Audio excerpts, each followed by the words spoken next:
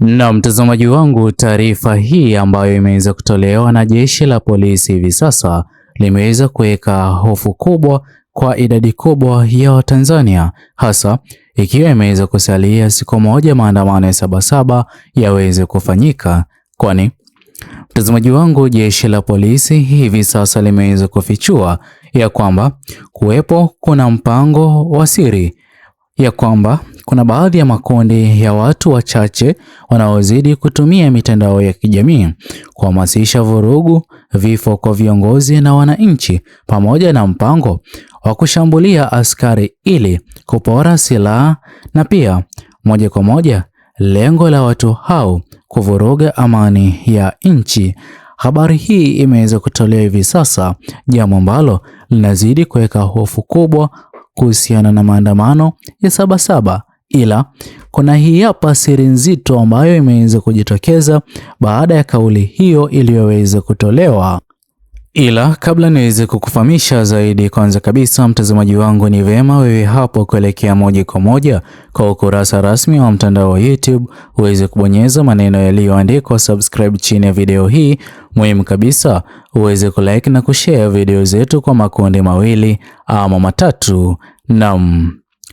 mtazamaji wangu, mbinu hiyo ambayo imeweza kutumiwa na maafisa wa polisi ni mbinu inayozidi kujaribu kuonyesha jinsi gani ambavyo siku ya kesho, ikiwa ni tarehe 7 mwezi wa 7 mwaka 2026, maandamano ya Sabasaba yana uwezekano mkubwa yaweze kufanyika. Hivyo basi, kwa njia moja ama nyingine,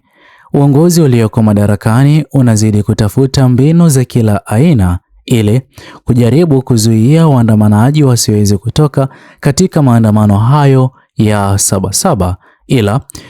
kauli iliyoweza kuzungumzwa na jeshi la polisi ya kwamba kuna mbinu inayozidi kutumiwa ama nia ya maafisa wa polisi kupigwa wakipora silaha na silaha hizo kuvuruga amani katika Jamhuri ya Tanzania. Hii hapa ni moja ya kauli ambayo imeweza kushutumiwa vikali na wanaharakati na wale wote wanaozidi kupanga kuandamana siku kesho, kwani wanaamini kwamba hatua hii ni hatua ambayo inajaribu kuwekwa hadharani, na ndipo ambapo swala la utumiaji wa nguvu kupita kiasi, iwapo litaweza kutokea katika maandamano ya Sabasaba, basi maafisa wa polisi watakuwa na nafasi ya kujitetea na kuweka hadharani ya kwamba yale yote yatakayokuwa yameweza kutokea iliweza kusababishwa na swala la maafisa wa polisi kujilinda na pia kujaribu kulinda mali za wananchi wa Jamhuri ya Tanzania, na ndipo ambapo imeweza kuishia swala la utumiaji wa nguvu kupita kiasi. Hivyo basi, wachanganuzi wa mambo ya kisiasa pia wameweza kukosoa hatua ya matamshi hayo, kwani sote tunafahamu kwamba katika Jamhuri ya Tanzania, hasa wale wote wanaozidi kufanya maandamano na kuwa tayari kujitokeza katika maandamano ya Sabasaba, wote wanaamini kwamba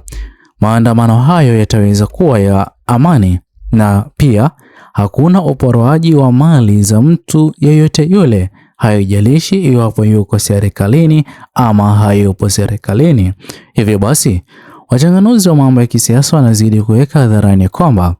kauli hiyo imeweza kutolewa kama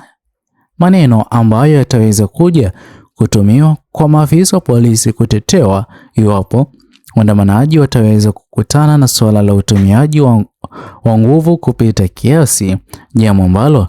linazidi kuvunja mioyo ya wengi. Sote tuliweza kutarajia ya kwamba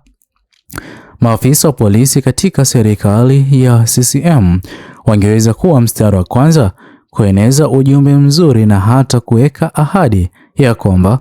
wataweza kuimarishia ulinzi wa waandamanaji ili maandamano ya amani yaweze kufanyika kikamilifu, na pia wanaozidi kuandamana waweze kusikizwa kilio chao kitakachokuwa kimeweza kuchangia maandamano hayo ya Sabasaba ama wao kujitokeza katika maandamano ya Sabasaba, na sio swala la maafisa wa polisi kujitokeza hadharani na kuzungumza maneno mazito yanayozidi kuonekana kulenga maandamano ya amani yanayozidi kutarajiwa kufanyika siku ya kesho, ikiwa ni tarehe 7 mwezi wa 7 mwaka 2026. Na mtazamaji wangu, pia kwa njia moja ama nyingine, kinachozidi kuonekana hivi sasa katika mitandao ya kijamii ni swala sawia na lile ambalo liliweza kujiri na kutokea katika maandamano ya tarehe 29 Oktoba mwaka 2025, kwani maandamano ya vijana Gen Z wakati huo yaliweza kuanzia katika mitandao ya kijamii huku yakiishia katika barabara na maeneo mbalimbali katika mikoa huko katika Jamhuri ya Tanzania. Pia mtazamaji wangu, hii hapa kwa mara nyingine sote tunazidi kushuhudia jinsi gani ambavyo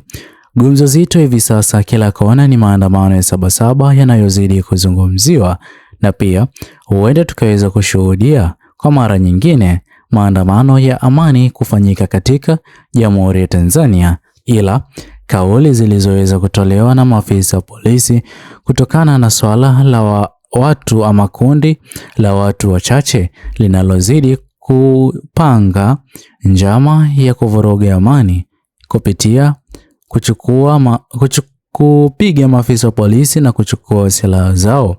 Mtazamaji wangu, kwa kweli ni jambo la kuvunja moyo. Vilevile maafisa wa polisi wakiwa na intelijensia ambayo wanazidi kuipata kutoka maeneo mbalimbali. Mtazamaji wangu, ni jambo la kuvunja moyo iwapo maafisa wa polisi wataweza kujitokeza hadharani na kuzungumza maneno ya aina hiyo, tofauti kabisa na matarajio ya wengi ya kwamba ifike hapo tarehe 7 mwezi huu wa 7 mwaka 2026